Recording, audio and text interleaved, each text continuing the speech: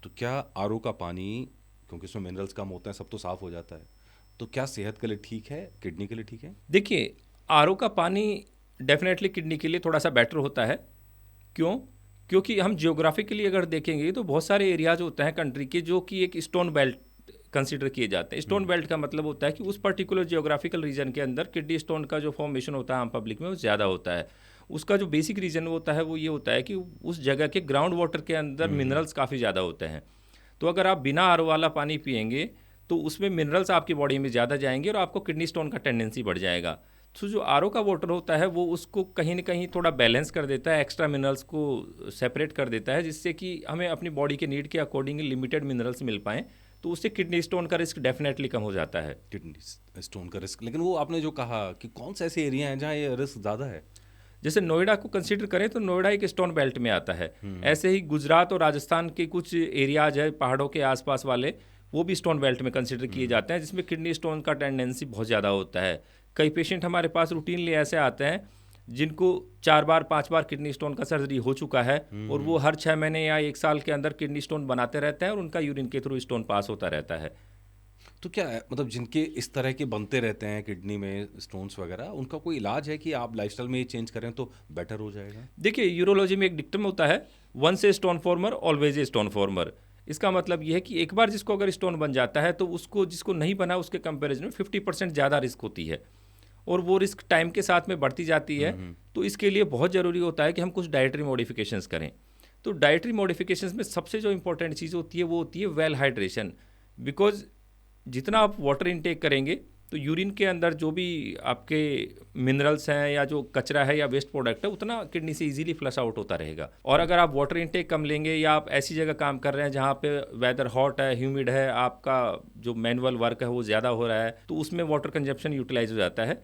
तो यूरिन का क्वांटिटी जो होता है वो कम होता है या डार्क येलो होता है, इसका मतलब आप डिहाइड्रेटेड हैं। तो वाटर कंजम्पशन बढ़ाने से किडनी स्टोन का रिस्क डेफिनेटली कम किया जा सकता है। दूसरा जो रिस्क फैक्टर होता है किडनी स्टोन्स के लिए वो होता है ऑक्जेलेट कंटेनिंग फूड और हाई सॉल्ट वाले फूड। जैसे मैंने पहले भी बताया कि जो हाई सॉल्ट वाले फूड होते हैं जैसे चिप्स हुआ, नमकीन हुआ, इन सब चीज़ों में एक्स्ट्रा सॉल्ट बॉडी में जाता है।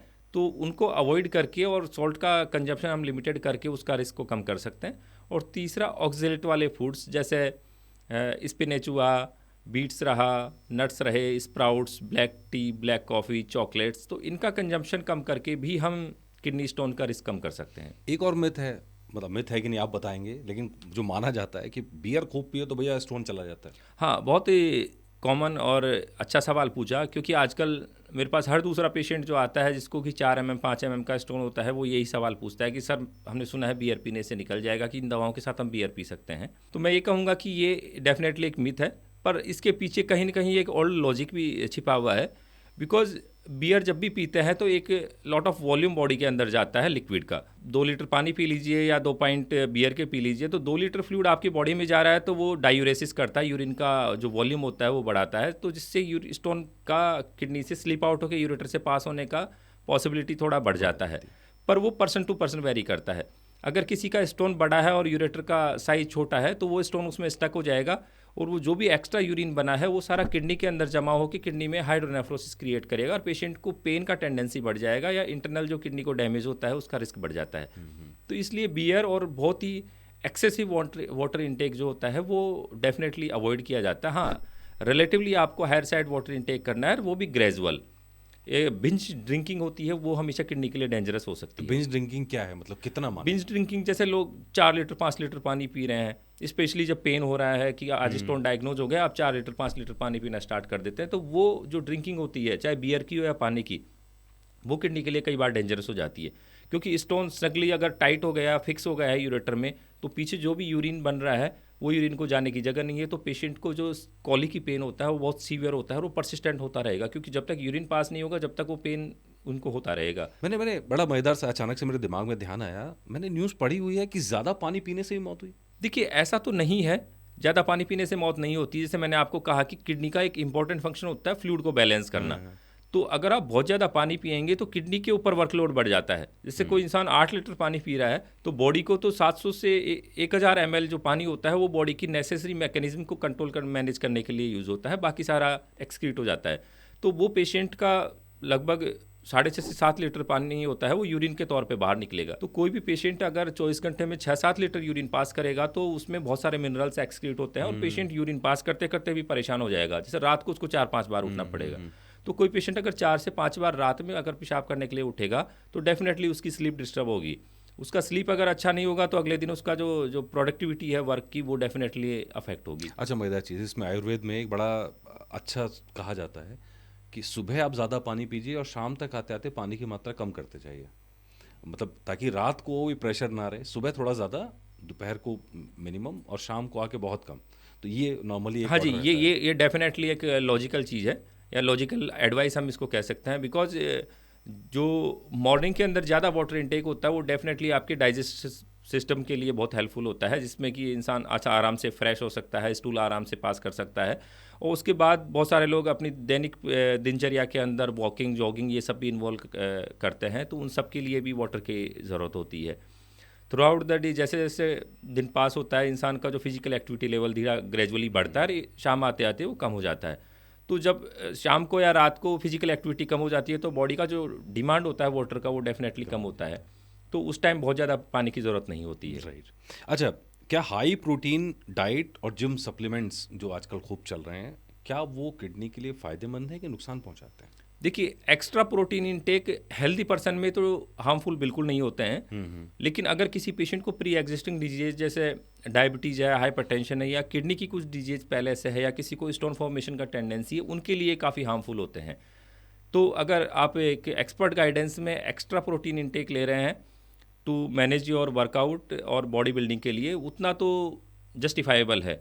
लेकिन एक बिना गाइडेंस में एक्स्ट्रा प्रोटीन इनटेक ले रहे हैं तो वो कई बार हार्मफुल हो सकता है, स्पेशली जब आपकी किडनीज का कोई रूटीन हेल्थ चेकअप नहीं हो रखा है या आपको डायबिटीज़ हाइपरटेंशन है, तो उस सिचुएशन में हाई प्रोटीन इनटेक डेंजरस हो सकता है। डेंजरस हो सकता है। इसी तरह नॉर्मल लाइफस्टाइल की अगर बात करें तो देसी घी है या हाई फैट प्रोडक्ट्स हैं, क्या इसका किडनी पे किस तरह का असर होता है? देखिए, देसी घी और जो हाई फैट प्रोडक्ट्स होते हैं वो किडनी को डायरेक्टली तो कोई ज़्यादा नुकसान नहीं पहुंचाते हैं, पर इनडायरेक्टली ये ज़्यादा नुकसान इसलिए पहुंचाते हैं कि इनके कारण कुछ डिसलिपिडेमिया हो जाता है, बैड कोलेस्ट्रॉल बढ़ जाता है, जिसके कारण कि हाइपरटेंशन का रिस्क बढ़ जाता है। तो हाइपरटेंशन का रिस्क बढ़ने के कारण इनडायरेक्टली किडनी डैमेज की पॉसिबिलिटी बढ़ जाती है। डायरेक्टली इसका कोई लेना देना नहीं। डायरेक्टली बहुत ज़्यादा नुकसान नहीं इसी करता। तरह एनर्जी ड्रिंक्स आजकल खूब चले पड़े हैं, तो एनर्जी ड्रिंक्स का क्या इम्पैक्ट होता है किडनी पे? देखिए, एनर्जी ड्रिंक्स का भी डायरेक्ट तो कोई नुकसान नहीं रहता है, पर इनडायरेक्टली वो ब्लड शुगर्स को इम्बैलेंस करते हैं, क्योंकि वो एक शुगर का पैकेट ही होता है। बहुत ज़्यादा क्वांटिटी में उनमें ब्लड शुगर्स रहते हैं जो कि प्री एग्जिस्टिंग अगर कोई डायबिटिक पेशेंट है उनके शुगर्स को काफ़ी बढ़ा देते हैं जी। और जैसे मैंने कहा कि डायबिटीज़ भी एक इम्पॉर्टेंट डिजीज़ है जो किडनी डैमेज को बढ़ाती है। तो अगर शॉर्ट में कहूँ तो बहुत सारी ये जो एनर्जी ड्रिंक हो गए तो ये भी किडनी के लिए सेफ़ कंसीडर नहीं करेंगे, भले ही तो से इनडायरेक्ट डैमेज हो, लेकिन ये सेफ़ नहीं है किडनी। सेफ नहीं है। तो मतलब कुल मिलाकर जो एक हेल्दी लाइफस्टाइल होती है, उस हेल्दी लाइफस्टाइल के लिए सुबह से लेकर शाम तक की आप क्या सलाह देते हैं? एकदम सिंपल, अगर हम सिंपल भाषा में आम लोगों के लिए कहें, किडनी स्वस्थ रहेगी तो आप स्वस्थ रहोगे, बॉडी का बैलेंस बना रहेगा। हम तो देख रहे हैं हड्डी की कमजोरी तक उससे जुड़ी हुई है। तो क्या एकदम हेल्दी लाइफस्टाइल यानी क्या? देखिए, किडनी की हेल्थ के लिए सबसे इम्पोर्टेंट है वेल हाइड्रेशन। तो किसी भी इंसान को या पुरुष हो या औरत एक अच्छी क्वांटिटी में वाटर इनटेक रहना चाहिए। अब सवाल आता है कि साहब कितना हाइड्रेशन होना चाहिए, तो 2.5 टू 3.5 लीटर्स ऑफ वाटर जो होता है वो इनफ होता है। फीमेल्स का चूँकि बॉडी वेट या जिसको बोन मास बोलते हैं वो थोड़ा सा कम होता है मेल के कंपैरिजन में, तो फीमेल्स अगर 2.5 टू 3 लीटर ले रहे हैं तो भी मोर देन इनफ है। मेल्स अगर 3 टू 3.5 लीटर ले रहे हैं तो अच्छा है। पर इसमें जो दूसरा जो फैक्टर है वो भी इम्पोर्टेंट है कि आप किस जगह काम कर रहे हैं, कितना आपका दिनचर्या में चलना वॉक करना, आप अगर कोई वर्कआउट कर रहे हैं तो उसी के अकॉर्डिंग आपको एक्स्ट्रा वाटर इनटेक का कंजम्पशन का ज़रूरत होता है। इसी तरह फीमेल्स में अगर आपके प्रेगनेंसी स्टेज है या बच्चे को फीड करा रहे हैं तो आपका बॉडी का जो वाटर इनटेक का जो नीड होता है वो बढ़ जाता है। सेकंड चीज़ आती है कि आपको बैलेंस डाइट लेनी है। बैलेंस डाइट का मतलब है कि उसमें आपके डाइट में फ्रूट्स भी होने चाहिए, वेजिटेबल्स भी होनी चाहिए, और किसी को अगर किडनी स्टोन का टेंडेंसी है तो जो किडनी स्टोन जनरेट करने वाले जो फूड होते हैं ऑक्सिलेट रिच फूड वो रिलेटिवली आपको अवॉइड करने चाहिए। हाई सॉल्ट वाले फूड है वो आपको अवॉइड करने चाहिए।